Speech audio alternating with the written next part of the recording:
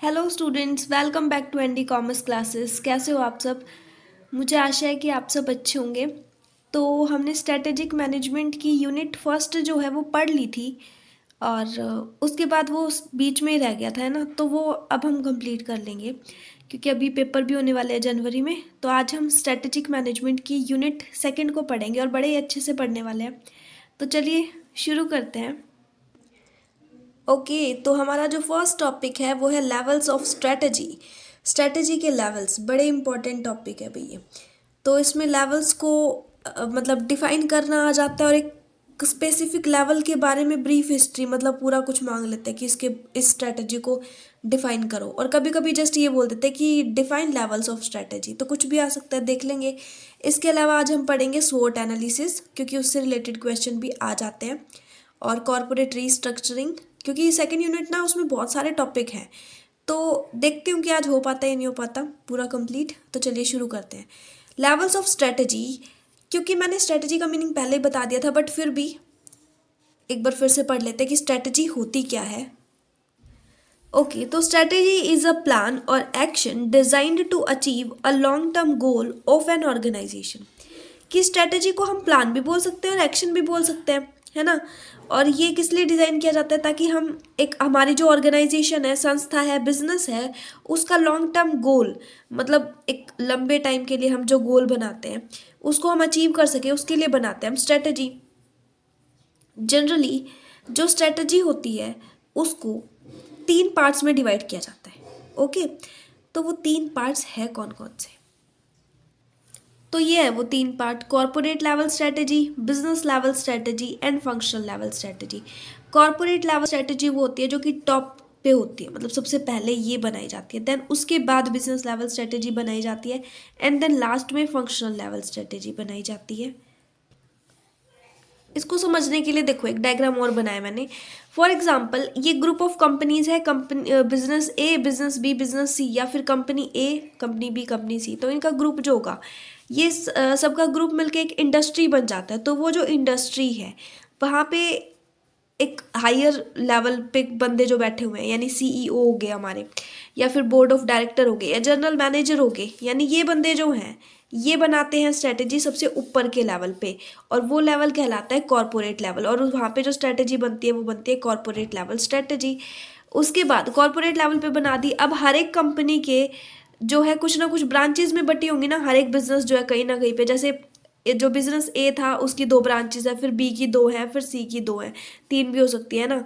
तो ये जो लेवल होता है ये है बिजनेस लेवल। यहाँ पे जो स्ट्रेटेजी बनती है वो बनती है बिजनेस लेवल स्ट्रेटेजी। और यहाँ पे जो बंदे होते हैं, यानी जैसे जनरल मैनेजर के नीचे कौन हो गया, या तो सिंपल मैनेजर या फिर असिस्टेंट मैनेजर हो गया। तो ये जो इन पे बंदे काम कर रहे होते हैं ये बनाते हैं business level strategy. And third, अब ये जो बिजनेस, ये जो ब्रांचेस थी हमारी, इन ब्रांचेस के भी अंदर भी, यानी कोई भी एक कंपनी है, कोई भी एक ब्रांच है, उस ब्रांच के अंदर भी कुछ ना कुछ डिपार्टमेंट होते हैं ना। तो डिपार्टमेंट के उस पे जो बनाई जाती है स्ट्रेटजी वो होती है functional level strategy. Department wise role दे दिया जाता है यहाँ पे जो काम करने वाले होते हैं उनको, और वही मेन स्ट्रेटजी बनाते हैं। जैसे कि प्रोडक्शन डिपार्टमेंट का जो हेड होगा वो अलग से स्ट्रेटजी बनाएगा, फाइनेंशियल डिपार्टमेंट का जो हेड होगा वो अलग से बनाएगा, सेल्स डिपार्टमेंट का जो होगा वो अलग से बनाएगा, ठीक है। तो मार्केटिंग डिपार्टमेंट का होगा वो अलग से। तो डिपार्टमेंट वाइज जो स्ट्रेटजी होती है वो फंक्शनल लेवल पे आती है। I hope it is clear to you all now. अब हम इनको थोड़ा सा जैसे पढ़ाई के वे में जो होती है वैसे देख लेते हैं कि भाई लिखना कैसे है।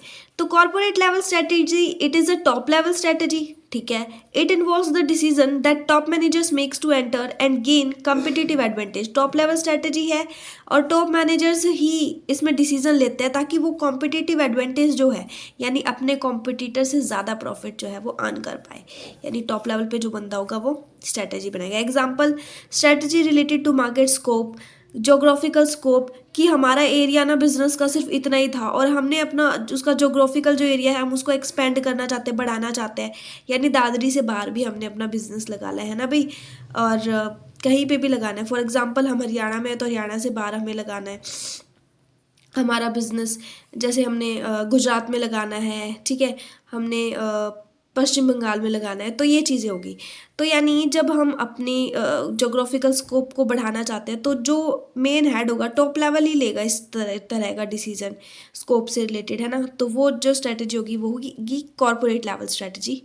फिर बिजनेस लेवल स्ट्रेटजी ये हम पढ़ चुके हैं ना, ये उससे नीचे वाले बंदे होते हैं वो करते हैं तैयार। और ये जो है फर्म की कम्पीट्स किससे करेगी, मतलब किससे उसका कंपटीशन है, फर्म की पोजीशन क्या रहेगी, फर्म किस चीज़ में मास्टर है, तो उस चीज़ को शो करने के लिए हम बिजनेस लेवल स्ट्रेटजी बनाते हैं। और इसमें हम अपने राइवलरी जो है, मतलब हमारे कॉम्पिटिटर जो है उनसे हमारा इंटरेक्शन होता है, कंपटीशन होता है स्ट्रेटजी में। फंक्शनल लेवल स्ट्रेटजी ये जो है कंपनी का मार्क इंक्लूड करती है, मतलब मार्केटिंग स्ट्रेटजी आती है इसके अंदर, फाइनेंशियल स्ट्रेटजी आती है, प्रोडक्शन स्ट्रेटजी आती है इसके अंदर। और each of the strategy will require to take decisions to meet corporate level strategy. जो हर एक स्ट्रेटजी जो होती है ना वो किससे रिलेटेड होती है, वो जो टॉप वाली स्ट्रेटजी थी उससे, क्योंकि मेन तो वही है ना, उसी के बेस पे बनी है सारी। अब ये जो तीनों स्ट्रेटजी है ना इसके बीच में डिफरेंस आ जाता है, कई बार इसको पढ़ लेना ज़रूरी है। फर्स्ट इज़ कि भाई इसको बनाएगा कौन, तो सीईओ या फिर बोर्ड ऑफ डायरेक्टर या फिर जनरल मैनेजर। और ये बिजनेस लेवल स्ट्रेटजी को कौन बनाएगा, मैनेजर या असिस्टेंट मैनेजर। और फंक्शनल लेवल स्ट्रेटजी को कौन बनाएगा, डिपार्टमेंट हेड, जिस डिपार्टमेंट में बनाई जा रही है उसका हेड। फिर यहाँ पे जो कॉर्पोरेट लेवल स्ट्रेटजी होती है हाई रिस्क होता है बिजनेस लेवल में, मीडियम होता है, फंक्शनल लेवल में बिल्कुल ही लो रिस्क होता है। हाई प्रॉफिट यहाँ पे मिलेगा आपको, क्योंकि ये टॉप मैनेजमेंट इसीलिए तो बनाते हैं ताकि ज़्यादा प्रॉफिट वो गेन कर सके। यहाँ पे मीडियम, यहाँ पे लो। ये स्ट्रैटेजी लॉन्ग टर्म के लिए बनाई जाती है, business level strategy medium term, और डिपार्टमेंट वाइज स्ट्रैटेजी होती है शॉर्ट टर्म के लिए होती है, मतलब हर 2-3 महीने बाद, 3-4 महीने बाद, मतलब क्वार्टरली जो है इसमें चेंज आता रहता है। ये हाई फ्लेक्सिबल होती है, क्योंकि ऐसा नहीं है कि हमने एक बार ही लंबे टाइम के लिए 3-4 साल के लिए या फिर 1 साल के लिए स्ट्रैटेजी मान लो बना दी तो हम उसमें चेंज ना करें, क्योंकि इन्वायरमेंट में चेंज होता है ना, और चेंज वो बोलते हैं ना कि परिवर्तन जीवन का नियम है, तो चेंज होता रहेगा, इसलिए फ्लेक्सिबिलिटी यहाँ होना ज़्यादा ज़रूरी है। यहाँ पे मीडियम फ्लेक्सिबिलिटी होती है। और फंक्शनल लेवल क्योंकि थोड़े टाइम के लिए होती है, तो यहाँ पे ज़रूरी थोड़ी ना कि बार बार हम उस स्ट्रैटेजी को चेंज करें, तो थोड़े टाइम के लिए जो स्ट्रैटेजी होगी वो पहली बार में ही बेस्ट हो जानी चाहिए। अच्छा, इस फर्स्ट आइडेंटिटी मतलब सबसे पहले ये बनाया जाता है, आइडेंटिफाई सबसे पहले ये होती है, उसके बाद आफ्टर CLS यानी इस स्ट्रैटेजी के बाद ये वाली स्ट्रैटेजी, आफ्टर BLS यानी इस स्ट्रैटेजी के बाद ये वाली स्ट्रैटेजी। ओके, ये CLS पे बेस्ड होती है ये, और ये बिजनेस लेवल पे बेस्ड होती है। ठीक है, नेक्स्ट देखते हैं कॉर्पोरेट लेवल स्ट्रेटजी की फोकस पॉइंट क्या है, कि कॉर्पोरेट लेवल स्ट्रेटजी जो है वो सब एक्सेप्ट कर ले, मतलब उस बिजनेस के अंदर जो बंदे काम कर रहे हैं ना सब उसको एक्सेप्ट कर ले। सेकंड वन इसकी फ्लेक्सिबल होनी चाहिए, क्योंकि लंबे टाइम के लिए बना तो रहे, लेकिन अगर कभी चेंज करना पड़ जाए उस स्ट्रेटजी में तो वो चेंज कर पाए हम। ऑब्जेक्ट ओरिएंटेड होनी चाहिए, या फिर हम बोल सकते हैं कि गोल ओरिएंटेड होनी चाहिए, मतलब जो गोल हमें अचीव करना है ना उसी गोल को ध्यान में रख के हमने स्ट्रैटेजी बनानी है। ऐसा नहीं है कि गोल कुछ और है और स्ट्रैटेजी कुछ और ही बना दी। अटेनेबल एंड मेजरेबल, मतलब उसको हम अचीव कर भी पाए और वो मेज़र की जा सके, कि भाई मापी जा सके कि वो जो स्ट्रैटेजी है वो ठीक है भी या नहीं। अंडरस्टैंडेबल, सभी जो भी काम करने वाले हैं उस स्ट्रैटेजी के ऊपर उन सबको वो समझ आनी चाहिए, बिकॉज समझ नहीं आएगी तो फिर कैसे फॉलो करेंगे। इंस्पिरेशनल होनी चाहिए, यानी वर्कर्स जो होंगे, एम्प्लॉयज़ जो होंगे वो स्ट्रैटेजी से इंस्पिरेशन पाए और मतलब मोटिवेशन मिले उनको, कि भाई हाँ अगर हमने ये फॉलो करी तो हमें इसके बदले में इतने पैसे मिलेंगे, इतना बोनस मिलेगा, या फिर ठीक है, तो ऐसा कुछ इंस्पिरेशन होना चाहिए, फाइनेंशियल और non financial inspiration. Corporate level strategy, इसके टाइप्स क्या क्या है। कॉर्पोरेट लेवल स्ट्रेटजी के टाइप्स कई बार आ जाते हैं पेपर में और हमारे सिलेबस में भी दे रखा है ये, तो टोटल 4 टाइप्स की होती है। तो चलिए इन 4 टाइप्स को एक्सप्लेनेशन देख लेते हैं। तो फर्स्ट होती है स्टेबिलिटी स्ट्रेटजी। स्टेबिलिटी से ही पता चल रहा है, स्टेबिलिटी मतलब बैलेंस, यानी 2 चीज़ों में जब हम बैलेंस बना के चलते हैं ना तो वहाँ पे चलती है स्टेबिलिटी स्ट्रेटजी। फॉर एग्जांपल, जब एक फर्म जो है वो क्या चाहती है, वो चाहती है कि उसका जो स्टेटस जैसा बना हुआ है ना और एग्जिस्टिंग लेवल, मतलब पहले जैसा उसका स्टेटस था बढ़िया वाला, मतलब उसके रेपुटेशन जैसी थी, ठीक है, तो जैसे उसने पहले एफर्ट लगाए थे तो वैसा ही वो बना रहे, मतलब घटे ना स्टेटस उसका, गिरे ना, यानी स्टेबिलिटी बनी रहे, तो वो उसके लिए बनाई जाती है ये strategy. Absence of significant change, मतलब उसमें कोई भी इंपॉर्टेंट चेंज नहीं आने चाहिए। Continuing to serve the same clients by offering the same product of service, और ये जो स्ट्रेटजी है इसका एग्जांपल है कि आप कोई भी बिजनेस कर रहे हो तो आप सेम ही क्लाइंट्स को अपनी सर्विस प्रोवाइड कर रहे हो और उनको सेम ही प्रोडक्ट या सेम ही सर्विस आप उनको दे रहे हो। ठीक है, मतलब फिर भी आपका स्टेटस मतलब सही बना हुआ है, ऐसा नहीं है कि वो लोग दूसरी कंपनी के पास भाग जा रहे हैं, नहीं जा रहे, बिकॉज आपकी जो स्ट्रेटजी है वो बेस्ट स्ट्रेटजी है। तो स्टेबिलिटी स्ट्रेटजी बताती है कि जो हमारे पास है वो बना रहे, हम उसको नहीं खो सकते, है ना, वो स्टेबल रहे हमारे पास जो है। फिर उसके बाद एक्सपेंशन और ग्रोथ स्ट्रेटजी। यहाँ पे कंपनी ये स्ट्रेटजी तब अपनाती है जब चाहती है कि वो अपना बिजनेस को ग्रोथ करे, मतलब बढ़ाए, है ना, वो इस लेवल से इस लेवल पे पहुंचना चाहती है, मतलब पूरा जो वर्ल्ड वाइड वेब है उसको वो पहुंच जाना चाहती है। इसके लिए उनको जो स्ट्रेटजी अपनाए वो एक तो कंसंट्रेशन से पूरे अच्छे से करे, और दूसरा डाइवर्सिफिकेशन अपना सकती है, मतलब बिजनेस को एक एरिया में नहीं बहुत सारे एरिया में बांट दे, ब्रांचेस में अपने बिजनेस को बांट दे। और कोऑपरेशन होना बहुत ज़रूरी है, क्योंकि जो बंदे उसके अंदर काम कर रहे हैं एम्प्लॉय वगैरह उस स्ट्रेटजी के ऊपर, अगर वो एक साथ नहीं करेंगे, मतलब कोऑपरेट नहीं करेंगे, तो फिर कैसे वो स्ट्रेटजी काम आएगी। अब ये जो स्ट्रेटजी थी हमारी एक्सपेंशन या ग्रोथ स्ट्रेटजी, ये क्या है, by which an organization plans to achieve the increased level of objective that is much higher than its past achievement level. मतलब पास्ट में आपका अचीवमेंट ये था, लेकिन इन फ्यूचर आप उसको एक्सपेंड करना चाहते हो और आप यहाँ पहुँचना चाहते हो, है ना, ऊपर ग्रोथ करना चाहते हो, तो उससे ज़्यादा जब आप ये लेवल लेते हो तो वो स्ट्रैटेजी के लिए आपको ग्रोथ स्ट्रैटेजी फॉलो करनी होगी। रिट्रेंचमेंट स्ट्रैटेजी, रिट्रेंचमेंट मतलब छटनी से रिलेटेड जो स्ट्रैटेजी है, इसमें क्या होता है कि बहुत सारे जॉब कट्स होते हैं, क्योंकि इसमें हम छटनी कर देते हैं हमारे जो भी एम्प्लॉयज़ हैं, है ना, कई सारे बिजनेसेस या कंपनी जो होती है हमारी, इवन देन डिपार्टमेंट्स जो है उनको बंद कर दिया जाता है, क्योंकि उनसे हमें प्रॉफिट नहीं हो रहा होता, है ना।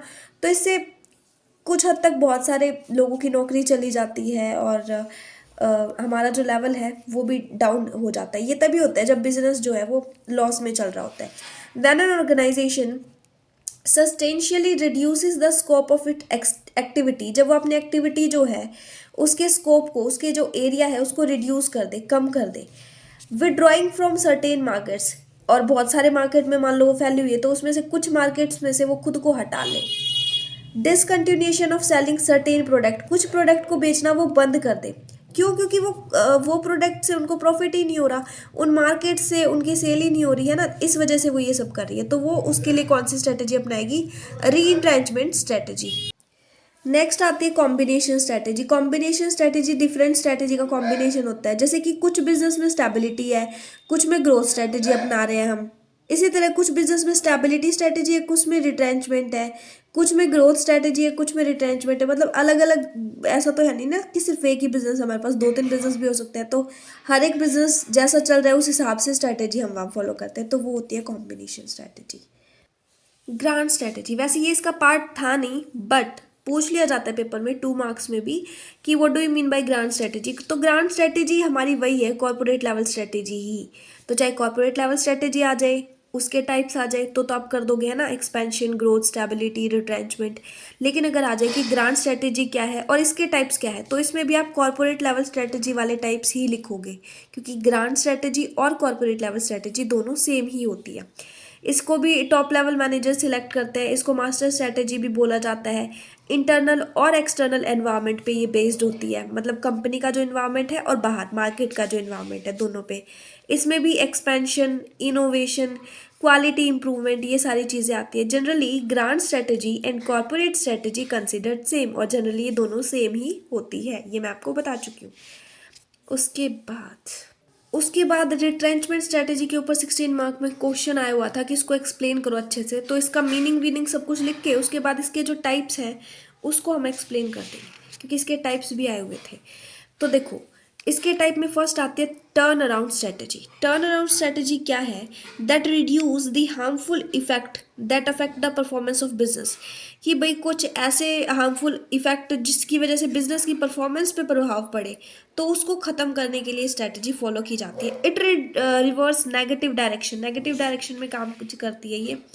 Rising material cost, reduce sale, sale जब कम होगी तब हम ये स्ट्रेटजी अपनाएंगे। जब आपको ज़्यादा लोन देना पड़ रहा है, मतलब आपकी इक्विटी रेशो जो है वो, सॉरी डेप्ट रेशो जो है वो इक्विटी रेशो से ज़्यादा आ रही है, तो उस टाइम हम ये स्ट्रेटजी फॉलो करते हैं।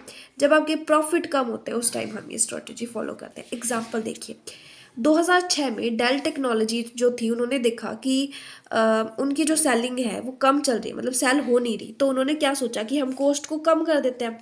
कॉस्ट कट करने की सोची उन्होंने, और इसके लिए उन्होंने क्या किया, डायरेक्ट सेल किया कि हम जो है ना मीडिएटर, जो ये थोक व्यापारी, फुटकर व्यापारी होते हैं, इनकी हेल्प नहीं लेंगे, रिटेलर की हम हेल्प नहीं लेंगे, हम डायरेक्ट सेल करेंगे और इससे कॉस्ट भी कम आएगी और कस्टमर तक पहुंच जाएगी और हमारा फ़ायदा होगा। लेकिन ये जो चीज़ थी ना, ये अनसक्सेसफुल रही, मतलब ऐसा हुआ नहीं कुछ भी जैसा उसने सोचा, उसके अकॉर्डिंग कुछ सेल वेल हुई नहीं। तो फिर 2007 में जो डेल थी उसने एक टर्न अराउंड स्ट्रेटजी फॉलो की, ठीक है, यानी कि अपनी जो डायरेक्ट सेल वाली जो थी उसको ख़त्म कर दिया और जैसे वो कर रही थी वैसे, और अपनी मतलब नई टेक्नोलॉजी को लेके आया और कुछ जो कमियां थी उसमें उसने चेंजमेंट किया। तो टर्न अराउंड स्ट्रेटजी उसने फॉलो करी और वो आज सेकंड लार्जेस्ट रिटेलर है वर्ल्ड ऑफ कंप्यूटर में, ठीक है, क्योंकि उसने अपनी डायरेक्ट सेल को छोड़ दिया 2007 में।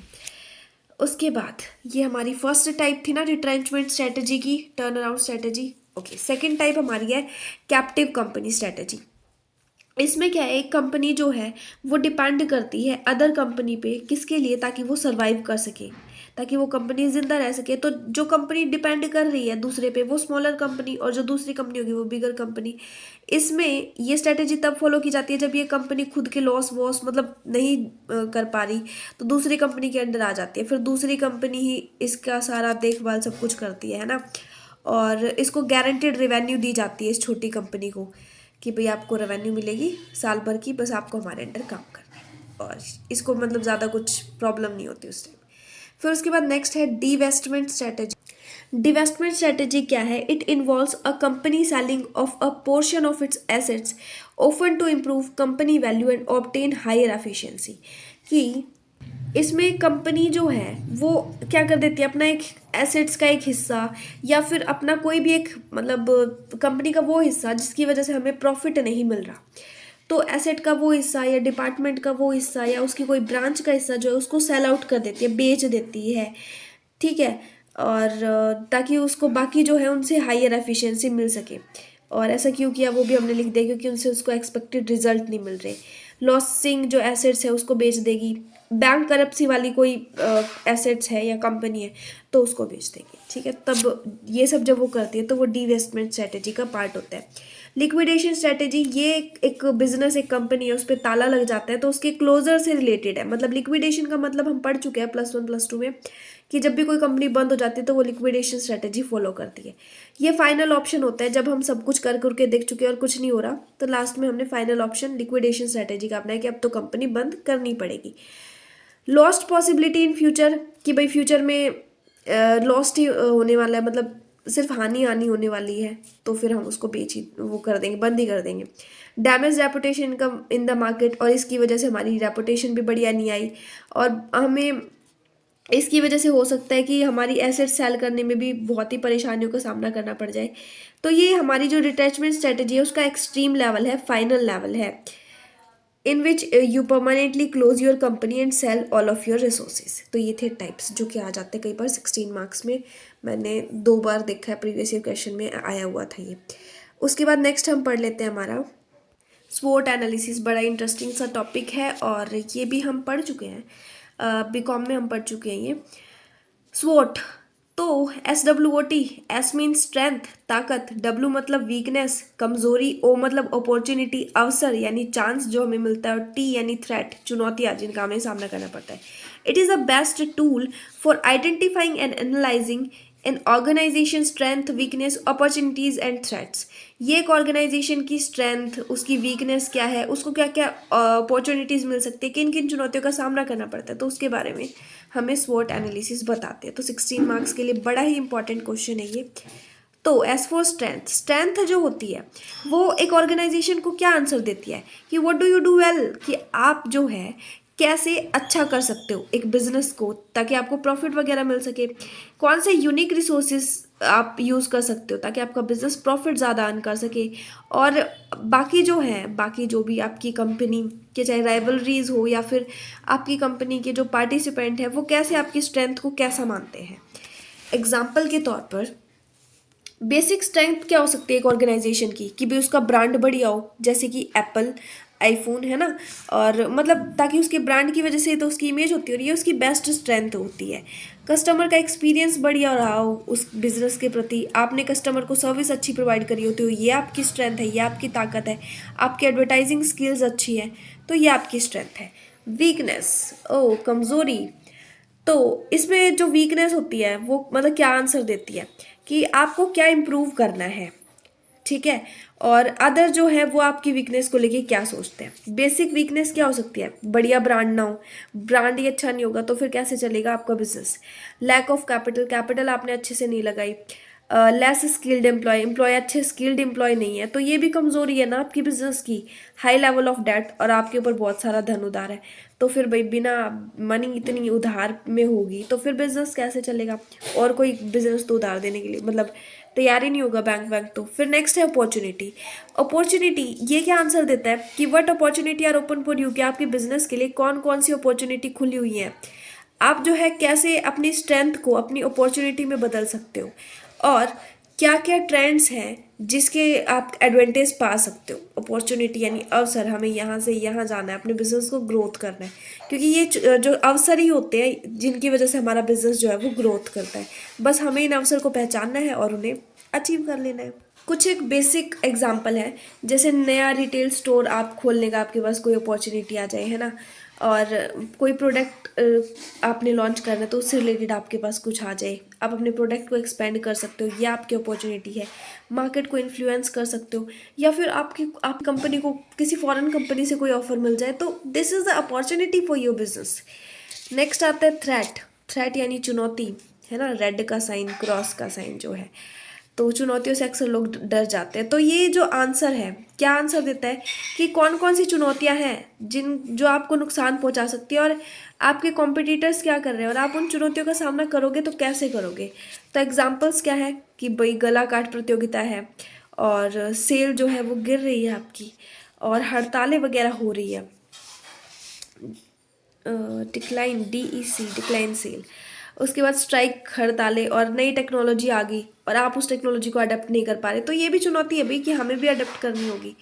ओके, फिर आ जाता है कि जो आपका स्वॉट एनालिसिस है ना, वो उसकी क्या एडवांटेज है, क्या प्रॉफिट है, क्यों वो इम्पॉर्टेंट है और क्यों हमें उसकी ज़रूरत होती है, क्योंकि वो हमारी स्ट्रेंथ को मैक्सिमाइज करती है, उसकी वजह से हमें अपनी स्ट्रेंथ का पता चलता है, और उसकी वजह से हमें अपनी वीकनेस का पता चलता है तो हम उसको मिनिमाइज कर सकते हैं। हम प्लानिंग कर सकते हैं स्वॉट एनालिसिस करके, हम इनोवेशन कर सकते हैं, कोई नई चीज़ बना सकते हैं ना, और उसकी वजह से ही तो हम सर्वाइव कर पा रहे हैं एक बिजनेस जगत में, स्वॉट एनालिसिस की वजह से। और हम अपॉर्चुनिटी ग्रैब कर सकते हैं, कोई नई अपॉर्चुनिटी का पता लगा सकते हैं और फिर उसको अचीव कर सकते हैं। और हम थ्रेट से मिल सकते हैं ना, यानी हम थ्रेट का सामना तभी कर पाएंगे जब हम क्या करेंगे, स्वॉट एनालिसिस करेंगे, जब हम, और हम नए सॉल्यूशंस का प्रॉब्लम भी विद स्वॉट एनालिसिस पता कर सकते हैं। तो 16 मार्क्स के हमारे देखो कितने क्वेश्चन सॉल्व हो गए।